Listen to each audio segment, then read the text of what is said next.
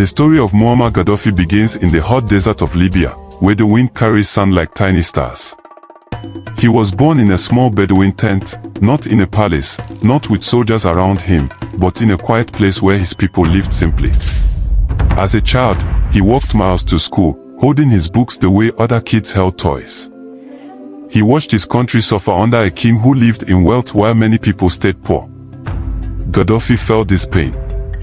He wanted freedom for Libya. He wanted dignity for Africans. Even as a boy, he dreamed like a man carrying the weight of a continent. At night, he would stare at the sky and whisper to himself, "There must be a better way." His mother told him, "A man becomes strong not by birth, but by courage."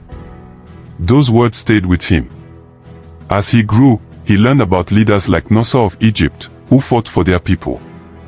Gaddafi believed Libya deserved the same pride. The young soldier studied, trained, and quietly built a vision inside his heart, one of unity, justice, and African strength.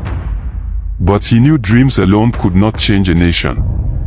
Something bigger was coming. Something bold. And it would shake the world. Gaddafi entered the military as a teen young man with bright eyes and a quiet fire in his chest.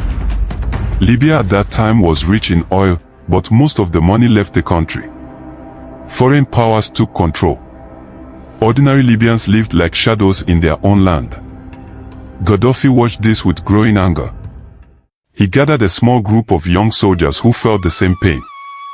They met in secret, whispering in low voices, planning a peaceful change. They were not hungry for power, they were hungry for fairness. Libya must stand on its own feet, Gaddafi told them. No more puppets.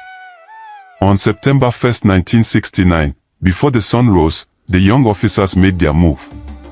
It was quiet. No violence. No chaos.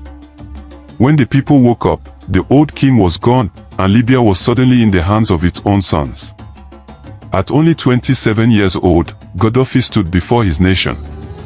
He said, "This country belongs to you." His voice shook, not from fear, but from the size of the moment.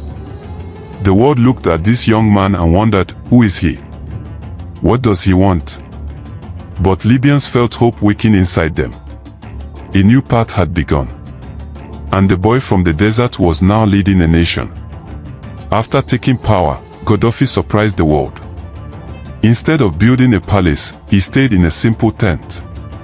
Instead of keeping oil wealth for himself, he used it to rebuild Libya. Roads stretched across desert lands.